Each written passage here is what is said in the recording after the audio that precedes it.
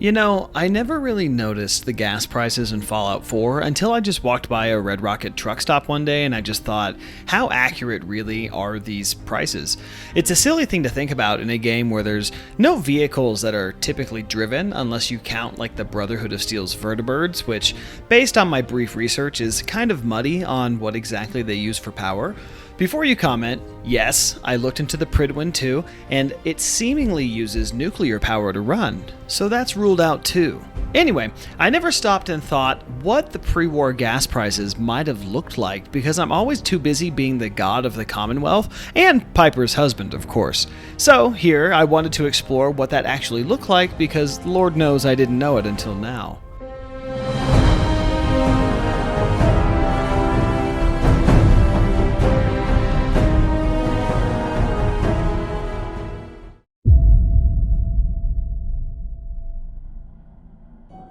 The resource wars originated from a global economy dependent on finite petroleum and uranium, which were essential for fuel, industry, agriculture, medicine, and nuclear power.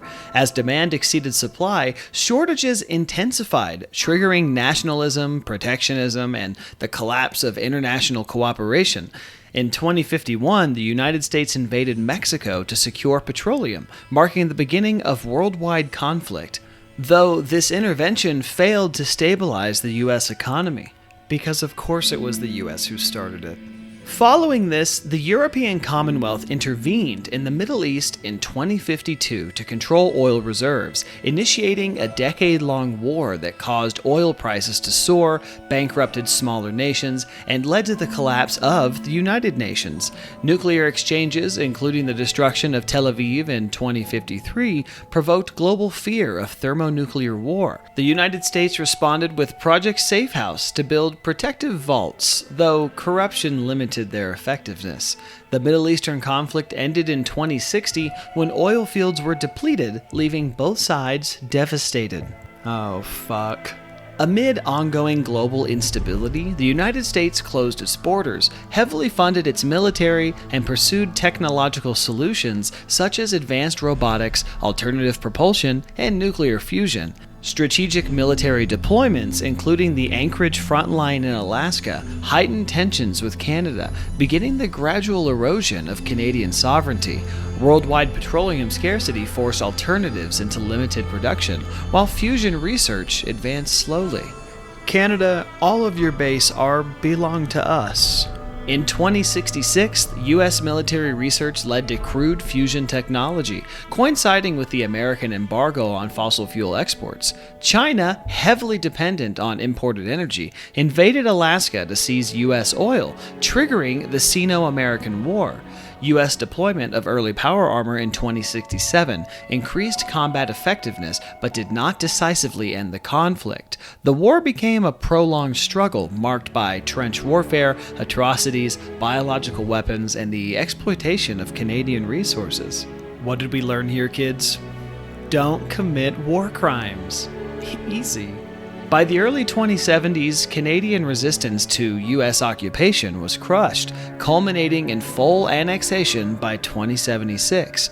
The United States initiated the Pan-Immunity Virion Project to counter biological attacks, leading to the creation of the forced evolutionary virus. A second front opened in China in 2074, but logistical challenges prolonged the conflict. Domestically, food shortages, automation-driven unemployment, and militarized suppression led to civil unrest, martial law, and authoritarian control. If you've made it this far and you're still following, everything's falling apart. By 2077, U.S. forces were overstretched, government leadership withdrew to a Poseidon Energy oil rig, forming the beginning of the enclave, and societal collapse accelerated. Final offensives against China coincided with widespread nuclear exchanges, ending the resource wars in total nuclear devastation. Oh my God! No! Shut it down now! Hold on! Can't this thing move faster? Oh God! Oh God! Oh God! Oh God!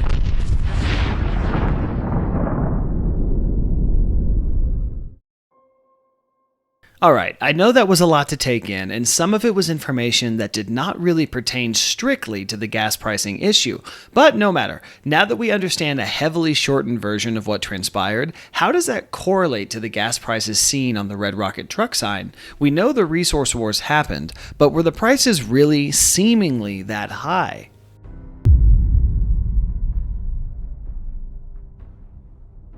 There are several Red Rocket locations across the Fallout games, but for this video I'd like to strictly focus on Fallout 4's locations. Based on the Fallout wiki, in Fallout 4's base game there are several Red Rocket locations across the Commonwealth, as well as Fallout 4's DLCs.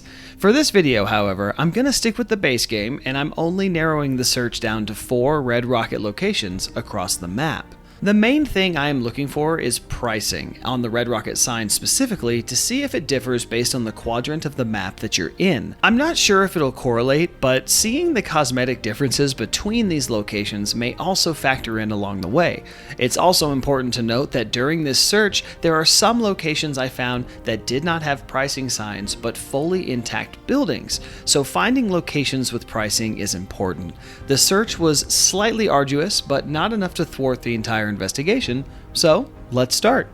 An easy one to start with is the Red Rocket truck stop next to Sanctuary. It's easy to see it's a full-service truck station that can also be used as a base in the game. It's in a somewhat remote area in the top left of the map, and you'll notice the prices that are listed on the sign here. It's showing Class C coolant for $113.99 a gallon, and Class A coolant for $103.99 a gallon. Very interesting. We can use these numbers as our base as we continue through this experiment, but also just notice the stupid high pricing due to the aforementioned resource wars. Up next, there's another Red Rocket in the bottom right of the map by Neponset Park. This one is interesting though because it's built like a drive-through gas station. I guess all gas stations are drive-through in some way, but you know what I mean. Though it is minimal in look, check out the sign.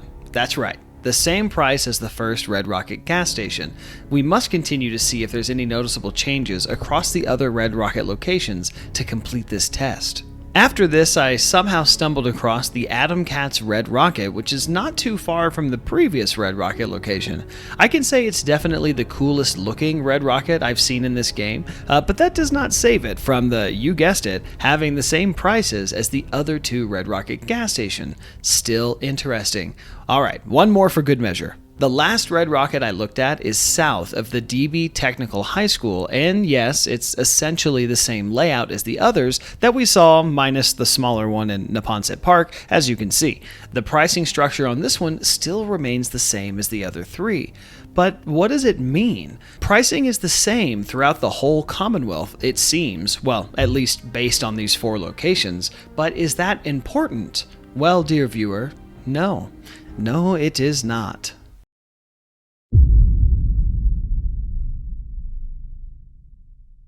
While going through our trek in the Commonwealth to compare and contrast gas prices across the map, I kept one very important small detail from you.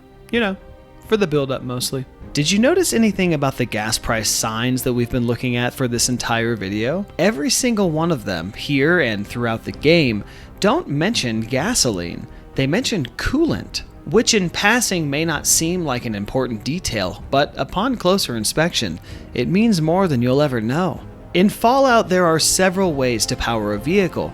Though rare, and due to the resource wars, you can occasionally find gas or steam-powered vehicles. But most commonly, you would find nuclear energy-powered vehicles. And what would we use to cool these little nuclear reactor engines? That's right, coolant. Damn it. On top of that, it's priced so expensive because when the petroleum reserves ran dry, it was becoming one of the only ways to power a vehicle before the war. Hence the over $100 per gallon price we keep seeing at every single Red Rocket location. Now, as for the prices not changing between locations, that I don't really have an answer for. You would assume some fluctuation between them, but maybe since it's all the same corporation, they were just really good at keeping the pricing uniform. In the end, I hope this video helped clear any air there was for you about these gas coolant prices.